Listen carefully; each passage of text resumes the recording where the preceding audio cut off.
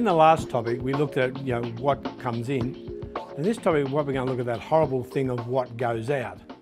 Now, I'm going to start first with your bills, and these are the regular payments, and then we're starting there because they're harder to change and to change quickly. You can change them, but it takes time to change them, because the whole point of the financial plan is to discover where you are at the end of the day, whether you're in surplus or in a deficit, and you may have to take some very quick actions to correct where you stand. So in the bills, we put them in a separate section simply because we know they are the hardest things to change, although you can do it. Now, the first thing we're going to have a look at is we're going to have a look at the car. Now, the reason I'd use the car and put it separately is because people don't really realise how much the car costs them. And I try to sort of highlight the cost of the vehicle. Now, with the car, you've got registration. It's all annual. These figures are all annual because that's effective with a vehicle. That's what happens. It's all annual. You've got, in some places, you might need compulsory third-party insurance, which is injury insurance. People are protected if you hit them in an accident or something like that. You might have full comprehensive insurance on your vehicle. So if you have an accident or it gets stolen, that you're covered for it. It's important to include that. You're going to have to service or maintain your vehicle. And this is one of the things people fail to remember to include, but you're going to be writing this list out. So what you're going to do is you're going to include the service and maintenance of your car. And you might have road assistance. That's when you can ring somebody and they can come back and they can help you fix your car. Now, you'll be writing these things down. You're going to write them out in a list. And this is going to be the start of your list of your regular bills. This is going to be your car if you've got a car.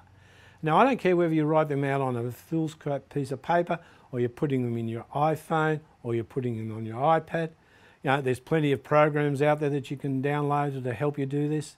I don't care how you're doing it, but you are going to write it down. You're going to put out your list and you're going to keep adding to your list. The first thing to do, I suggest, is you start with the car. Next thing we're going to have a look at is all those regular bills that come in on a regular basis.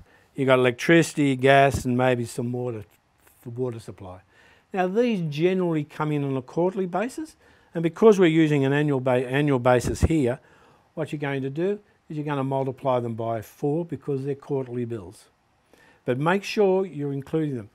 If you can't remember how much they cost, you've thrown the bill away, which we all do, which we should do, why keep paper? Or they've come through on the internet to you and you've through the email to you and you've deleted it. Just make an estimate. Look at your credit card statement or your bank statement. Try and find out how much it was. That'll give you the figure, obviously. If you can't find that, just try and remember how much it was and include that in. Make sure you're including something for it in your list. Even if it's a rough estimate, at least it's in there. We'll talk about adjusting in a minute. The other thing you might have council rates. Again, these are like the utility rates. They're going to be around quarterly figures. So you just multiply them out. And again, just make sure you've included them and you know how much they are. You might be an old fogarty like me and you might still have a landline or a hand telephone. Include that. You might have a mobile phone. Include that. Now that's probably a monthly bill. Just multiply it by 12. And you also your internet connection. That's probably monthly. You need to multiply that by 12. So what you need to do is look at all your bills. What are the payment streams on them? Are they monthly, quarterly or semi-annual? And just bring them up to an annual figure. Now we're going to look at other sort of regular expenses. We all rent or we own a house, so include that monthly expense in your plan and just bring it up to the annual figure. We're just constantly using an annual figure here, so that's constantly what we're going to go towards. You may have some tuition fees. You may be going to some course. You might be going to the university. Include that because that's an expense. You need to include that in your list. Your list is getting big, isn't it? And it's going to get bigger. You might have a gym membership. Include that. People tend to forget this one for some reason. Maybe they're in denial. I don't know, but they tend to forget the gym membership. And put it in because gym membership sometimes can be quite expensive. It's a good thing to have, obviously, but make sure you've included it. You might have house insurance.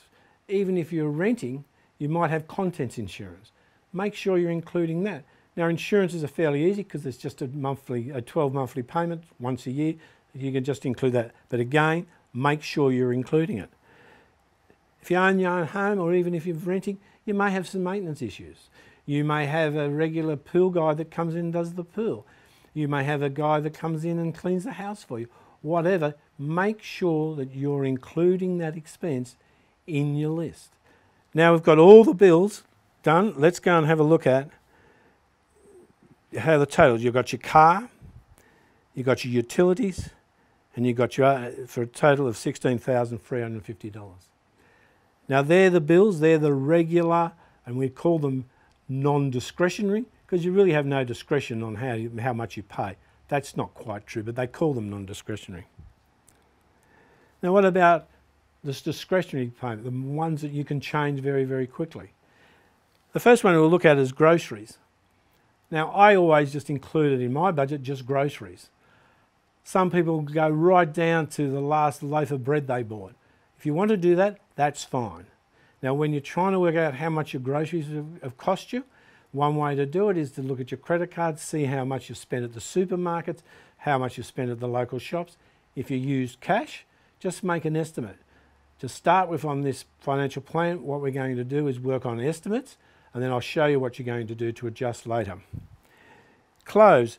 This is another one that people sometimes forget to include in their financial plan. We all need to wear clothes. Some of us need to buy clothes more regularly because of our positions, our jobs, or whatever we're doing. And other people not so often. But they still need to buy clothes. They still need to buy a t-shirt. They still need to buy a pair of shoes. So make sure you include it. If you don't know a figure, make an estimate of it. That's fine, because we're going to be able to adjust it in time. Travel. Now in travel we all have to travel to work, or most of us have to travel to work. So include tolls, petrol costs of your car, bus fares, train fares, cab fares if you're using cabs all the time. Just make sure that you're including them and you're adding them up. Entertainment. Now we all want to have some fun, so you might like to go to the cinema or the movies, include that. If you go once a week, include it. If you go once a month, still include it. Even if it's only $25 a ticket, still include it. And it's important, you know, all the entertainment, you'd put including it. If you like to buy a gambling ticket, include that. Because at the end of the day, we need to know exactly how much you are spending. Personal. These might be things like aftershave lotions, deodorant, all those sort of personal items. Include those. Just make an estimate if you don't know how often you buy them. Because what you're going to do is we're going to be able to adjust this in time. So there you are, that's what we would call your discretionary expenditures, or just your living expenses is really a better word. So where do we stand? All right, we've got our bills, and we've got our living expenses, and there's our total costs. That's how much money is going out. Now let's have a look at what's the difference. Where is it going? Well, we've got our total income, we've got our total expenses, and look at that. We've got a surplus. How cool is that? And what we're going to do is we're going to have a look at what you do with that surplus. Annually, if that's the way you want to look at it, that's fine. Monthly, if your income's monthly, you're getting a monthly surplus. So that every month you know that that amount of money should be going into your savings account. Or preferably, if you want to, have it on a weekly basis. Every week, I'm banking this. If your income's every week, this is a really good one.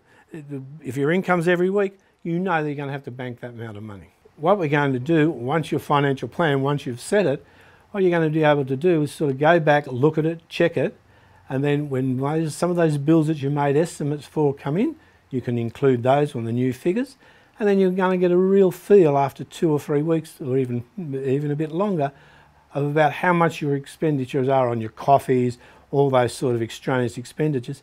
If you want to, you can put down coffee, newspaper, lunches. You can write them all down individually, or you can just sort of put one figure down for the total under something like personal or something like that. But as long as you include them.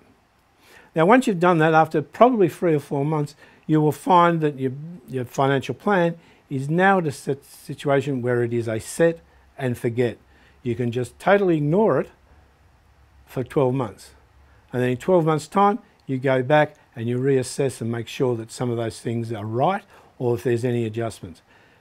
If in the interim period something happens, you get a new job and you get a massive increase in salary or anything, the really good thing about a financial plan is you know how much you're spending. Just because you've got more money coming in doesn't necessarily mean you have to spend it. And that's the really good thing about a financial plan. Then once a year you've done that, just leave it for the next 12 months, and that is a really set and forget. So what we're going to look at in the next topic is we've had our income, we've had our expenses, we're going to have a look at what's the difference.